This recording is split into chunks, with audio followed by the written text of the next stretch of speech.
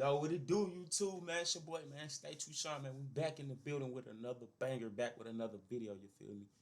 We got this boy, FBG King Op, man. Wooski, man. If you don't know Wooski, you don't know a lot of Chicago. You don't know really too much on the gang scene of Chicago because he one of them niggas that's just like FBG Duck that's all over the scene. So let's I'm saying, let's see what he's talking about. So we got, you know what I'm saying, FBG King Op Wooski, Chiraq's deadliest GD that hunt his ops. So let's see what he's talking about, man. Let's see what this whole talking about. Tell King Von, I post up on Old Block.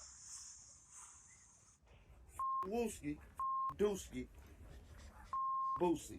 Y'all know how to brother. 6-0 shit, man. Bro, this nigga Mimo has always been the funniest nigga. Oh God, he talking about some fuck Wooski, fuck Dooski, fuck Boosie. It's 2-2 gang, we the motherfucking opposition. I'm so BDK, CPDK, and TYMBK. What old block, bitch, we from Street K, and we bricks and EK. I'm smoking big A and trying to catch Dirk and eat it. Chicago police were trying to figure out who shot I ain't gonna lie, that shit was hard as fuck. No cap. That shit was hard. 6 people outside a funeral this afternoon. I'm like a veteran. Wooski got shot, now he taking. I was in my house, I was cleaning up, and at first I heard like maybe 5 to 8 gunshots and called my neighbor and confirmed it. Then after that, it was just like a hailstorm of gunshots. It was at least 40 to 50 shots. What up, gang? Back with the real. You know what's the deal. Gang was on his ass in front of his crib, lighting his shit up. Things have been hot in Chiraq with the talk being about Quando Rondo, now that his homie Lil Tum, who ended Von's life, is out on bail. R.I.P. Von. But in all this heat, there still is the one man that was the main op with Von while he was still living. His name is known in the trenches, and his connections run deep in the streets. He's known as King Op, FBG Wooski. The deadliest op and for sure the ugliest one, nigga. And his title came with how dangerous he was to his ops like Von. Today, we're gonna dive into his life and why he's considered such a savage that strikes fear in his ops. So how does a kid coming into the world, innocent, pure, become someone that could pull the trigger without hesitation taking a life, running the streets, and tormenting people to the point where they'd hit up a funeral to get him? Well, I asked myself the same thing, and the truth is both sad, yet kinda gains respect to see the world some are forced to grow up in. While many believe Wooski's home was always 63rd and Lawrence, he was actually from the very place that he haunted with his savagery. Him and his big bro, Big Mike, lived in Parkway Gardens, a section of Wick City and O Block. Crazy thing to note here, that plays a huge part in what molded Wooski, was that his brother was a BD and Wooski was a GD. Might seem strange from the outside, but in these streets, that's nothing new. Because Big Mike had love for his little bro Wooski, he stood as the force that kept him safe in the streets, even after linking with the other side. Wooski started clicking up with the STL EBT, who had a heavy beef with Wick City. At this point, you probably thinking why switch sides like that cause dudes don't play. Wooski from a young age was in the streets and had savage in his blood. Bro even started rocking with FBG, getting close to Duck and Tuka. RIP to them both. Oh, players. Chewing. Wooski would begin adopting beef with his new associates, often targeting TYMB. He would avoid beefing with Wick City because of his brother. It really seems like even on opposite ends, their blood ties meant more than the gang code. This, however, was soon to change. Wooski was still dipping Wick City with STL, but never on Merkin. Brawls might break out, but the guns never came out. That was until him and some STL members had an altercation one time, and Reezy from Wick City would lose his life. That was already bad, but what made it worse were rumors that Wooski, very young at the time, was a trigger man. And at that point, any protection his big bro would provide was lost. He officially became a top priority for retaliation from a bunch of ops. Damn, that nigga was out here doing niggas bad at motherfucking, what age? 15, 16, 14? Shit crazy. And had to move out of O Block. This would make him even tighter with STL as they took him in.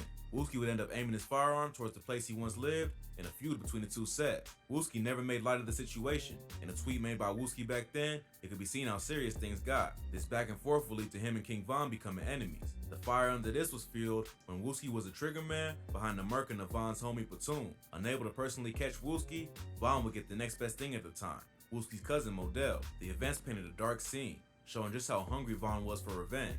He would not only murk Modell, but leave his cousin with bullet holes. So much so that doctors said intestines fell through their hands when they picked him up. Luckily, Miles somehow survived confined to a wheelchair, but Von accomplished what he came to do, and Modell. Damn, shot that nigga so many times, his intestines was falling out when they picked him up. What the fuck? R.B. Vaughn, man, that nigga was a demon, bro. This would set things in motion that intensified their beef even more, not only towards Von, but Wooski was out for all his ops. Wooski and STL EBC were sliding on the O, and the O was sliding back. It was an endless game of cat and mouse. Through it, Von and Wooski seemed to develop respect for each other, even as rivals. They would go back and forth on Twitter like it was nothing. It's crazy how calm and jokingly they act with so much bad intent in their mind for the other.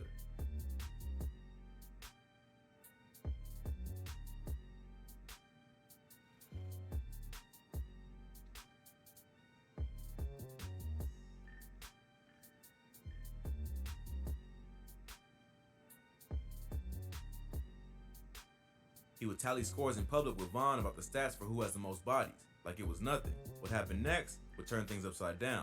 Remember Wooski's big bro, Big Mike? He would murk a dude by the name of Malcolm Stuckey with King Von in 2014. This would be the hit that got both him and Von booked with the first degree hit and 2 counts of attempted hits. This hit home for Wooski, seeing even his bro now turning against him. Wooski's heart was getting closer to human life. Wooski's ops would have a field day on his gang when he was missing in action from 2015 to 2017, having been in the pen on a gun charge.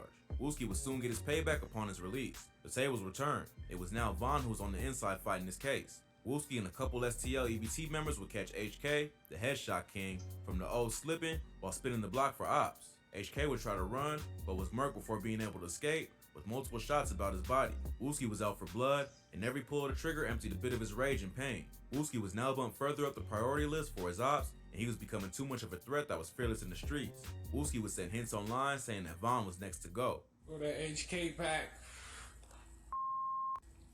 This attracted the attention of Von's homies, who were ready to move for Wooski for his disrespect and place the bag on his head. You already know, man. Wooski, keep my little cousin name out your mouth.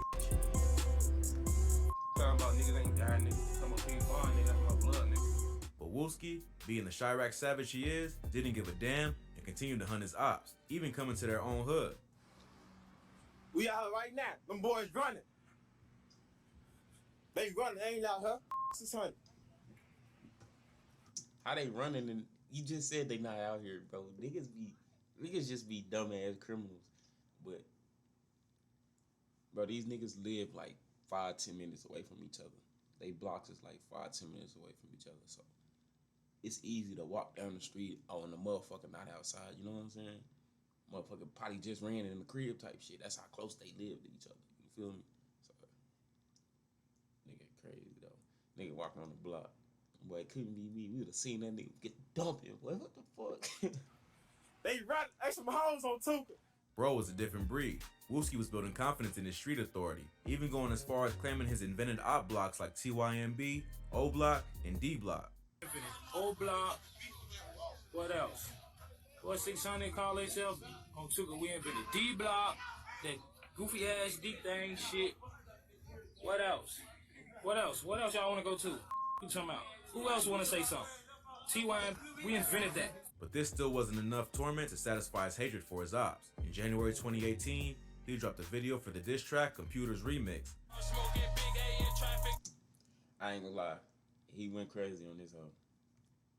No cap. The track shot up to popularity, highlighting Wooski over the beat, disrespecting fallen homies, and violating his ops and rapping about hits he's done. This only incited more rage, and his ops wasn't gonna stand for it. They would slide on Mob Dusky the man, leaving him in a pool of blood with a shot to the head. Dusky was well respected and connected in the streets, and Wooski's ops knew how much he meant to him. The plot that nearly claimed Wooski's life was set in motion. Dusky's funeral created the perfect opportunity for Get Back in full effect, but Get Back was on the minds of both sides because Wooski's crew was heated over Dusky's hit. The clock was ticking, but Von and them wasn't playing around. They had everything mapped out and was so confident in their retaliation that Von and E-Dog FaceTimed Wooski the day before the funeral and promised they had a surprise for him.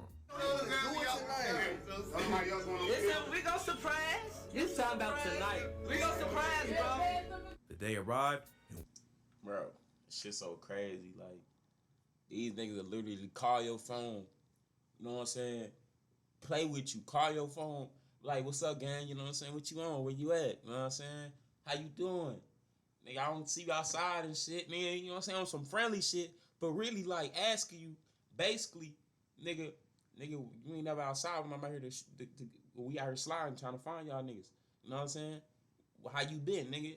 We been shooting up your niggas. That's basically the type of questions they asking, but they not asking them questions. You know what I'm saying? It's really smart. If you think about it, these niggas is not dumb. They not super dumb criminals. When it comes to this social media shit type shit, you know what I'm saying? When it comes to social media, they gonna make it look like they friends and shit. But in reality, they ops. They ops. You feel me? Niggas crazy. Wooski's ops made good on their promise. All hell broke loose. October 2018, bullets would rain down on the funeral, and Wooski would collect a shot to the head. I don't know how the fuck this nigga survived that. I heard about him getting shot in the head, bro. I don't know how the fuck he survived that, bro. Bro, you was a fucking goon, and then he still come back like he's still the same. Like he not the same, obviously, because getting a shot in your head is gonna change you. You know what I'm saying? It might not change you a whole lot. It might change you a whole lot, or it might not change you a whole lot. But bro, the nigga he's still on that shit, bro. He's still on all that, like nigga. He looked the same, like type shit. He's still ugly as hell, but. Rugal, who was present, would describe the chaotic scene. To be honest, I kind of felt like something, you know what I'm saying, funny was gonna happen on some real shit. It's off the strength, like, that's Dooski. Like, yeah, whenever you mention Dooski, you better mention the movie. We've learned a little bit more about the victims this afternoon. There were a total of 6 people who were shot outside the church. It was a pandemonium, a scene of pandemonium right after that happened. Many of those people who were shot were leaving a funeral inside the church. That shit so fucked up. Oh my God, they shot this man in his head. Shot him in the head, G. At the fucking funeral. At the fucking funeral. They can't even say funeral right. What the fuck? Goofy ass nigga. Oh my God. By some miracle, Wooski would survive, but Vaughn was still rejoicing, finally catching him lacking. You see him? I'm finna follow him. I ain't gonna lie, he ain't been the same. He don't talk shit no more, nothing. I don't know what the fuck. The talk was that Wooski had been taken out, but Duck, Wooski's close homie, would dispel all rumors of Wooski's demise. Wooski was a fighter for real, and during rehab to regain his motor skills, his health deteriorated, but getting back to his old self. The cars with your cheating ass, man. What you mean? Fuck, I'm cheap. What you mean? What makes you think I'm cheap? Before long, he was on his feet turning up with the gang.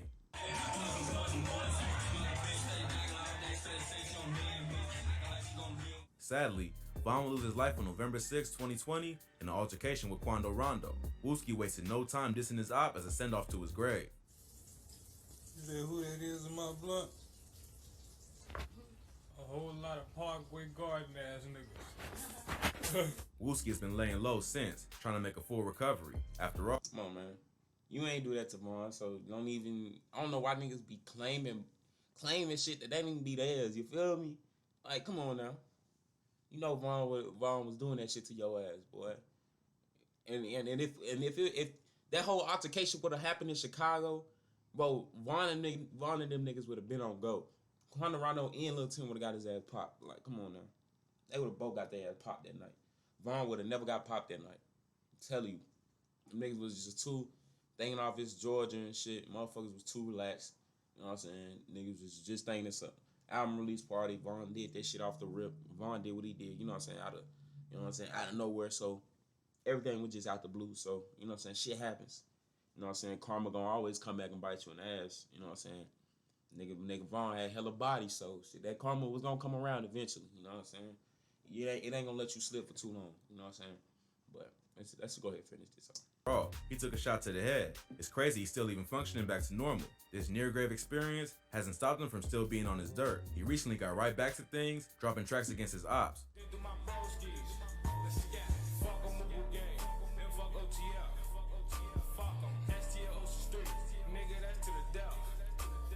One thing for certain, he's earned his street cred.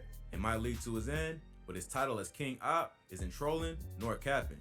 Could only wish the best for him in the streets, and that he chooses to pursue music fully and leave a street life behind. Nothing but losses in that life, That shit man. ain't gonna happen. That shit ain't gonna happen, bro. That shit ain't gonna happen. But certain niggas can't make it out the streets. Certain niggas is so deep into the streets that even if they did, you know what I'm saying, blow up out rapping, Wooski been blew up out rapping. You know what I'm saying? He just ain't got the money for that. Got the money from that, all the money benefits from that shit yet. But bro, like when you so deep into the streets, bro, it's a certain point, like it ain't no coming back. You feel me? Like when you kill somebody, it ain't no coming back from that. You know what I'm saying? When you kill somebody, people, like, you know what I'm saying, their family, their brother, whatever, your first kill, it seals your deal. You know what I'm saying? It sealed the deal for your life. You feel me? Especially if they know you the shooter. If motherfuckers know you the, you know what I'm saying, you all on Instagram, and, you know what I'm saying, doing all this shit. You know what I'm saying? You ran down on a nigga without a mask or whatever. So, you know, some motherfuckers seen you. Bro, anything, you know what I'm saying? If a motherfucker know you did it, it's over with. You know what I'm saying? Your life is basically, until whoever know you did it is gone. You know what I'm saying? You're in that shit. Especially if they op, you know what I'm saying, they op family or they op friends and shit. You know what I'm saying? That shit dead. Best thing, you know what I'm saying? Best thing these niggas can do is move out their city. You know what I'm saying? Move out of Chicago, move to a suburban place. But they don't want to do that because when you live somewhere for so long, all your life, you got all your family, your friends, all that shit, all your memories. You know what I'm saying? Just like for them and shit. All they memories of they ops they killed and shit. All that shit they do. You know what I'm saying? That shit is all happening in that one place. You know what I'm saying? It's just like if y'all know, been to Louisiana, you know what I'm saying, Texas. It feel like home type shit. You know what I'm saying? It's home, like on some. Cause these states is ran by black people. You know what I'm saying? It's mostly black people in these bitches. So it's like home type shit. Y'all, you wouldn't understand if you're not from the hood or whatever. But the hood is like home. You know what I'm saying? So it'd be hard for these niggas to leave. So, but other than that, man, like the video, man, subscribe, man. We got more videos coming. We got, you know, I'm on the grind, bro. I'm trying to, you know what I'm saying? I'm trying to get this streaming right for y'all so y'all can get some streaming in, so I can get this GTA role play in. But it's a struggle right now. It's some bullshit, but you know what I'm saying? We gonna keep rolling out these YouTube videos, and then I'm gonna get that streaming for y'all. But man, I love y'all, man. I'm out, man. Subscribe.